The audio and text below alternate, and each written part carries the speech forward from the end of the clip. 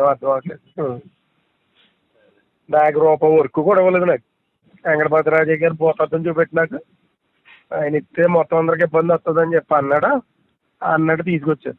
Teaching విషయంలో మాట్లాడాను, అది వేరు వేరు అని చెప్పి మాట్లాడాడని చెప్పి అతను అంటున్నాడు. ఎంత కూడా ఆడుతున్నారు కానీ తప్పే ఉంది. ఇప్పుడు 5 సంవత్సరాలు వర్కులు చేయలేదు నేను, ఏమైనా ఇబ్బంది పడిపోయినా. మన ప్రొఫెషనల్ కాంట్రాక్ట్ బిల్డ్ కేవలం జనసేన పార్టీ కోసం నేను వర్కులు వదిలేసుకున్నాను. రామగొడప దాని సార్లు కేకేసినా కూడా నేను వర్కులకి వెళ్ళలేదు. ఇవాళ పార్టీ వచ్చింది కదా వర్కులు చేసుకుందామంటే తెలుగుదేశం స్వామికి 3,50,000 3,50,00,000 వర్క్ ఇచ్చారు ఎవరెవరి పేరునో రాసి.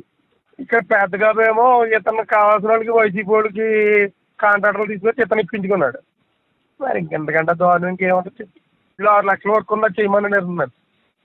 6 లక్షలు నేను 10 కోట్లు వర్క్ చేసి కూడా ఒక 6 లక్షల వర్క్ చేయమన్నాను. అప్పుడు ఏమవుతుంది, నాకు ఈ మోపు చేసుకోవడానికి మా గుమత్తాలకి ఇట్లకి కూడా సరిపోదు, నాకు ఖర్చులు కూడా సరిపోదు. ఇప్పుడు వర్క్ చేస్తే దాంట్లో ఇంకేమైనా తిరగడానికి సరిపోతుంది మనకి. ఇది కూడా ఎక్కువ చేస్తేనే ఇక్కడ మెటీరియల్ దానికి ఇంకో చోట పట్టుకెళ్ళటానికి ఉంటుంది.